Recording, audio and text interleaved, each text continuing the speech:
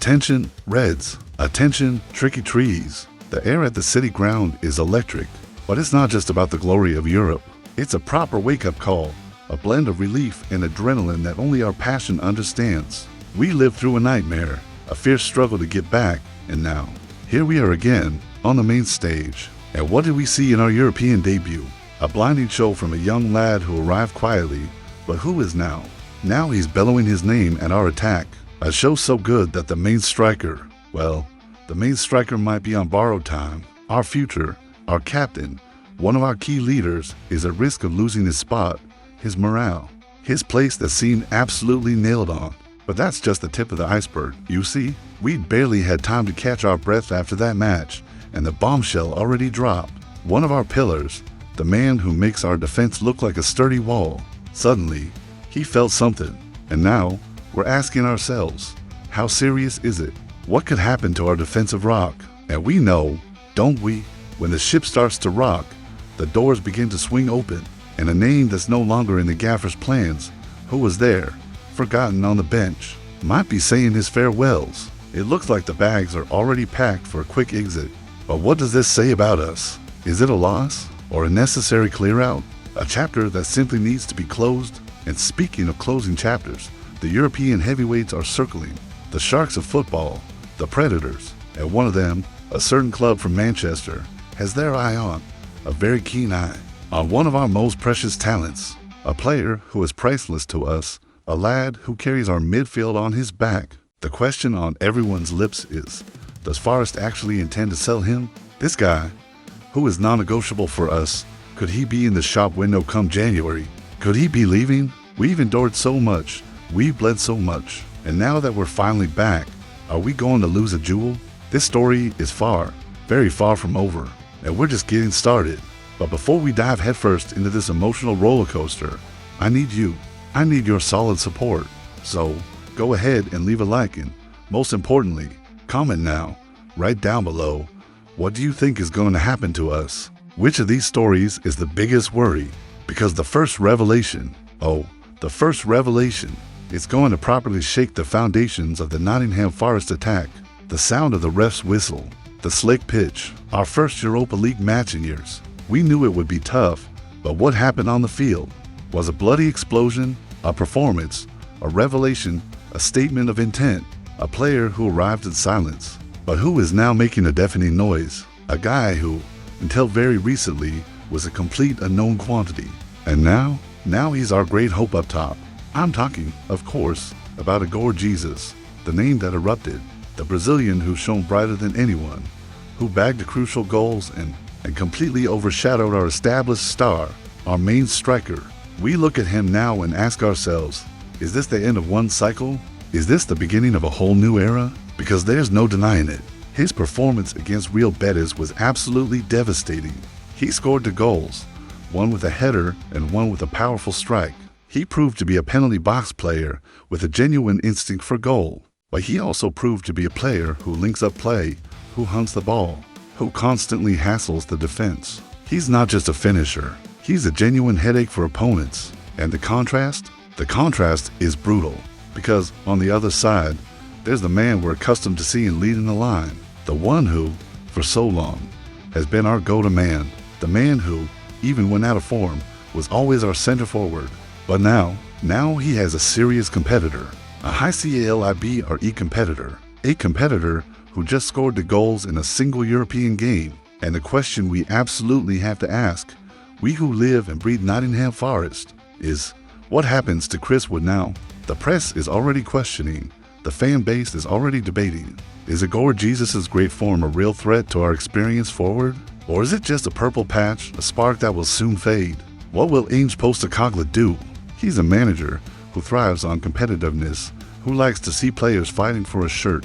But with this sort of performance from Igor Jesus, the decision might be much easier than we think. And we know what that means, don't we? Changing the attack midway through the season is a massive decision. It's a huge gamble. But what if it's the right gamble? What if the future of our attack is, in fact, this quiet lad who arrived from nowhere? We've seen Igor's impact. We've seen what he's capable of doing when he's given the chance. So, I ask you, fellow fan, be honest. Is Igor Jesus' good form enough to drop Chris Wood from the starting sheet? And furthermore, should we look to sell Chris Wood to fully back our new top scorer? Comment now and let me know, because the next piece of news directly affects our defense. And we all know that if the defense isn't solid, the rest of the team crumbles. The sound of a hard knock, a fall, and the heart of every Forest fan sinks. We never like to see that. Never, because we know that, in a flash, our defensive rock, our security blanket, can be gone. And that's exactly what we saw in our European opener. Our star defender, the man who commands the defensive line, the giant who simply won't let the ball pass. Suddenly, he pulled up, and the sight of him hobbling off the pitch, the sight of him leaving the field, was a proper gut punch. I'm talking about Nikola Milenkovic, and we all need to breathe a massive sigh of relief, you see? Because the news that just came in, this breaking news, is a ray of sunshine on a gloomy day. Manager Ange Postecoglou came out publicly and reassured the Forest Nation. Milenkovic's injury does not appear to be serious. What we saw on the field, that momentary worry, was more of a scare than anything truly damaging. He won't be sidelined for long. He won't be a major absentee for us in one of the most critical phases of the season. But we have to be realistic. We can't afford to relax. Why? Because the fixture list is brutal. The pace of the games is relentless. We have the Premier League, we have the Europa League, we have national cups. It's just one game after another, and even a minor injury, even just a scare, can quickly spiral into a genuine problem. What if he needs a week out? Or two? What's the plan? Ange Postecoglou has to be the magician of football, pulling solutions out of the hat, working miracles with the available squad depth. Because our defense, our fortress, depends hugely on the commanding presence of Nikola Milenkovic. He's the leader, the loudest voice, the guy who organizes everyone else. He is the brain of our backline, and if we don't have him on the pitch, our defense loses its core identity. It becomes totally vulnerable. We know, we've seen, what happens when our defense isn't performing at its peak. We threw away the lead against Real Betis.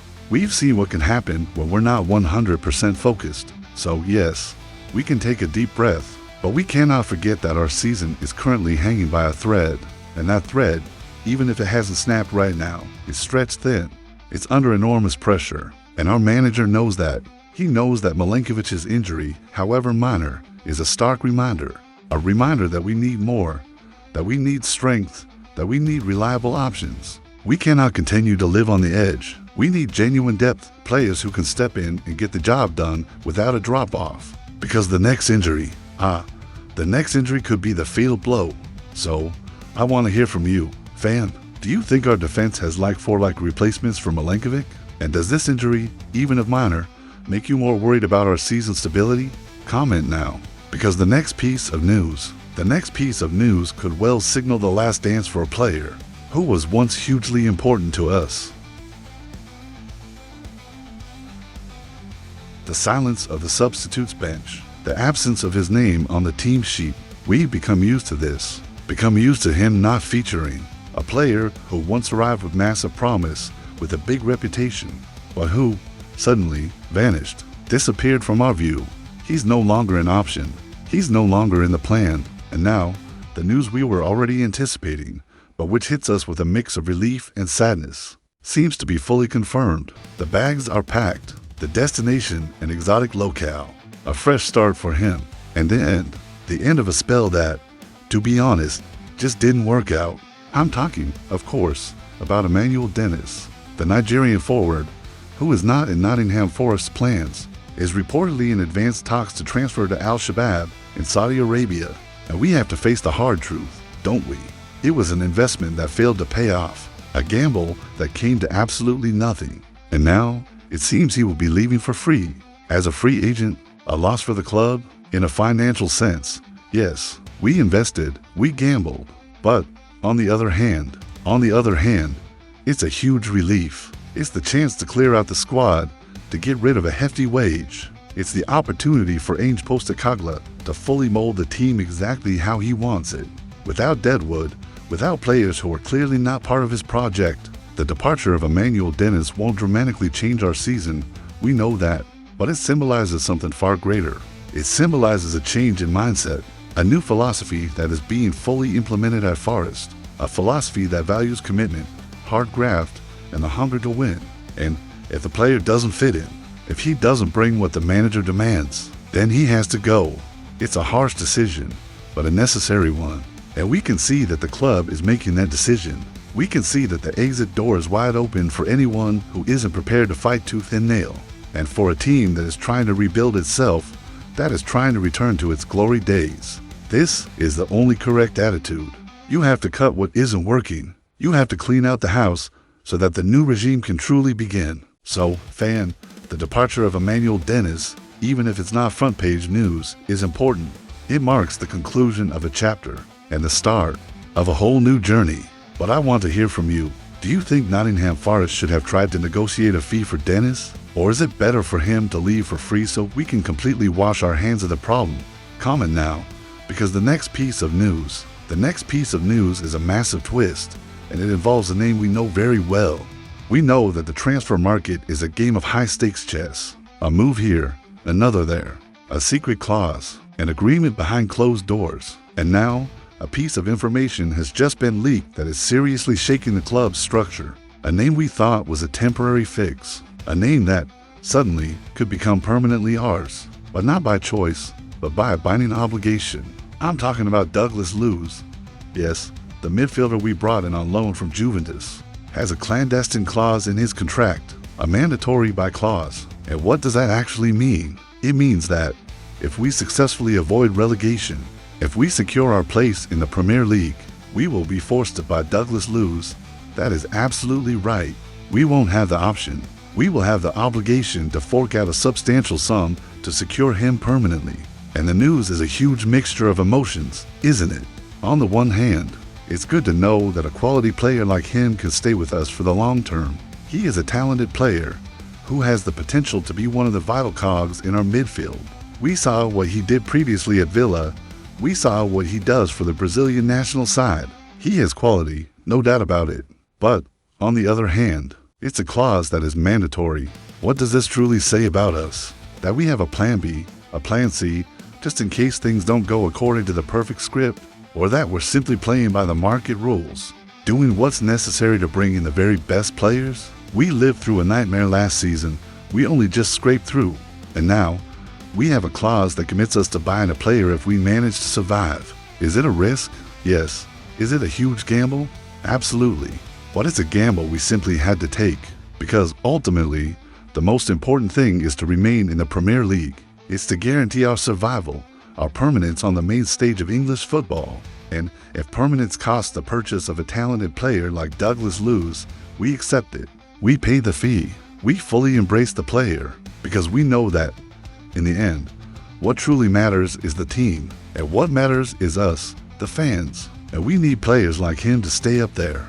We need players who will help us avoid the nerve-wracking struggle all over again. So, I want to hear from you, fan. Do you think this mandatory buy clause is actually a good deal for Forest? Or is it an unnecessary, risky gamble?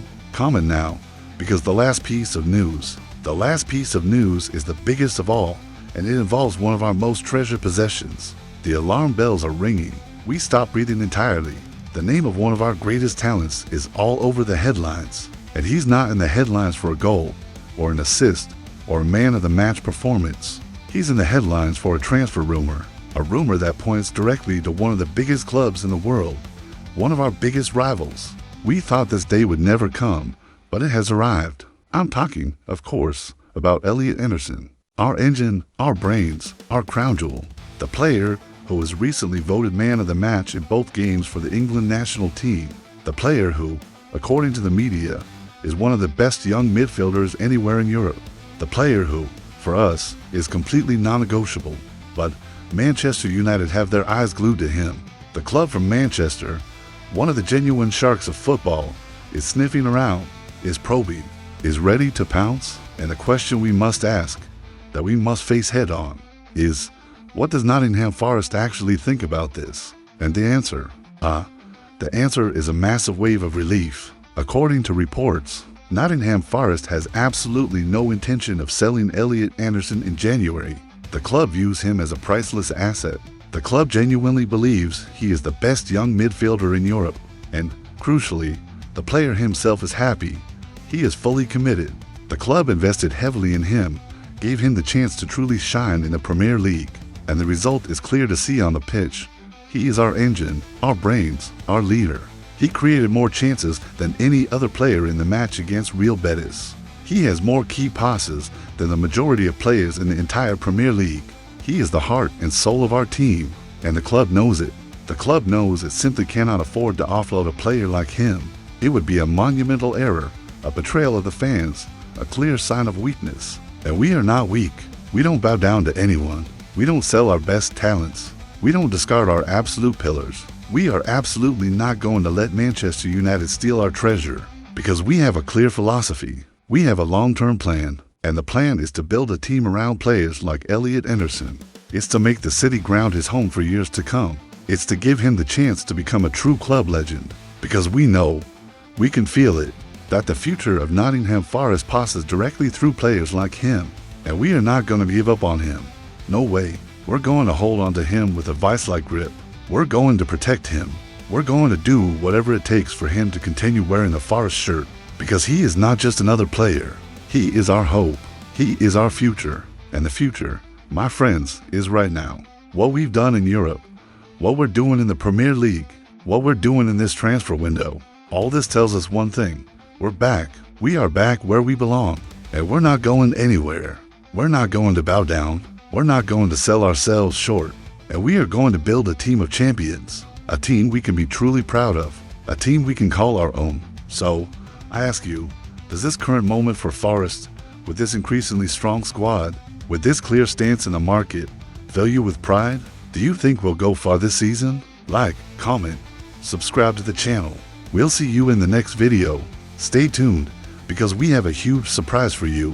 We're going to reveal, in the next video, a name that absolutely no one expected to have their eye on Forest. He's one of the biggest names in football.